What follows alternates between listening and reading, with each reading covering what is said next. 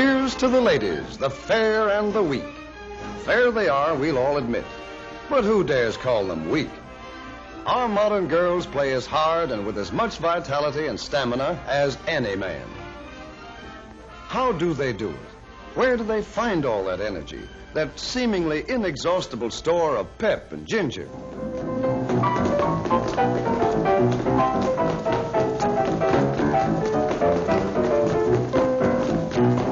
What is that whipcord resilience that lets the weaker sex play half the night, then bob up clear-eyed, ready for the next morning's work? This frail creature strikes her typewriter keys about 40,000 times a day, spaces 7,000 times, shifts to capitals and returns the carriage more than 1,000 times each. Altogether, a few ounces at a time, she exerts more than 5 tons of pressure on her dainty fingertips in one day's work. And any way you look at it, women's work is not for sissies. Most men would have a hard time of it if they were to change jobs with wife, mother, or girlfriend. The homemaker walks miles every day, from sink to icebox, from cupboard to stove, and from kitchen to dining table. Let's use some very special photography to compress the whole job of preparing a meal into a few seconds of time, to see how many steps it really takes to get dinner on the table. Remember, this is a hurry-up picture of just one meal out of more than 1,000. Is that what you'd call a blitz meal? Even an efficiency expert would be staggered by the amount of chasing around and indoor road work that the little woman takes as a matter of course. There's the stair-climbing event, for example, usually accomplished full tilt and with an armload of brooms, mops, blankets, and sundry household paraphernalia. Here's another hurry-up picture of the clinging vine whizzing through a day's program that would leave the average mountaineer gasping for breath. Each trip upstairs is the equivalent of lifting her own weight 12 feet. And at the rate of 20 trips a day, that's lifting about 12 tons of weight. Who said weaker sex? Ironing is another kind of work that's a lot of little jobs all rolled into one.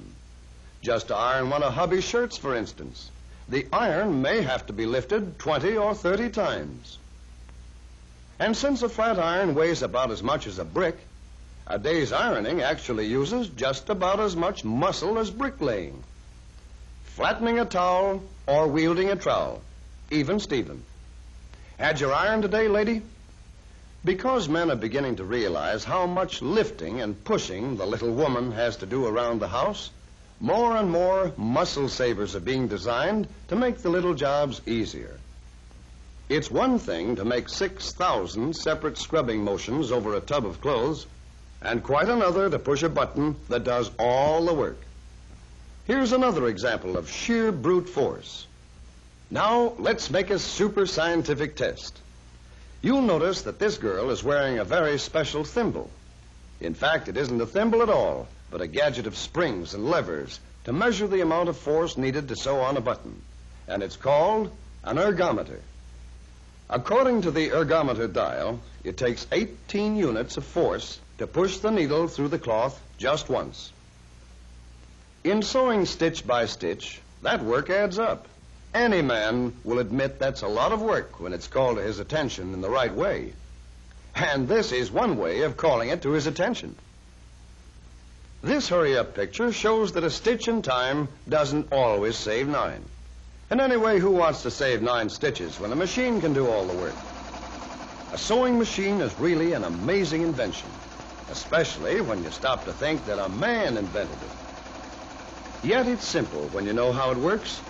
We'll slow this one down so that for the first time on a theater screen, we can all see exactly what goes on inside a sewing machine. Well, there's the needle with a little loop of thread running through the eye. That's the eye right there close to the point. The needle carries the thread down through the cloth. At the same time, underneath the cloth, another little loop of thread is being carried in a moving carriage called a shuttle. The shuttle moves past the needle. The loops of thread cross each other and form a smooth stitch. And so, that's the way a sewing machine takes the place of a lot of needless needle nudging and keeps everyone in stitches. Amazing. In the early days of motoring, no woman in her right mind would tackle the job of starting the engine because the job had to be done the hard way. Let George do it was the slogan, and ever since, men have bragged about being the better drivers. Then the muscle savers got to work, and the self-starter put the woman driver behind the wheel instead of in the back seat. But even recently, a motor car demanded a certain amount of athletic prowess on the part of the driver. For example, in shifting gears. Let's hook up one of these work measuring machines or ergometers to this old-fashioned gear shift lever to see how much muscle it needed to run through the gears. 90 units. Starting and stopping, parking and backing up on a full day's driving amounted to more than a ton of pushing plus about a city block of reaching. Putting the shift lever up by the steering wheel would cut down the amount of reaching. But with such a short lever, it would be even more work to shift the gears. In fact, more than 100 units. To make this job easier, some sort of machine was needed to take over the muscle work of moving the gears in and out of mesh. Yet, because the speed of the car and the conditions of load are never twice quite the same, a certain amount of human judgment would help to shift gears quietly and smoothly. A muscle-saving engineer who went to work on this two-sided problem found that the vacuum produced inside the motor car engine could develop plenty of power to do the actual work. And by means of a super-sensitive control, the driver could still be the real gear-shifting boss.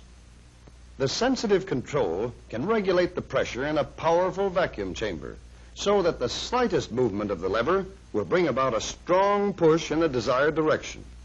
A push that can be controlled to follow the movement of the lever with infinite exactness.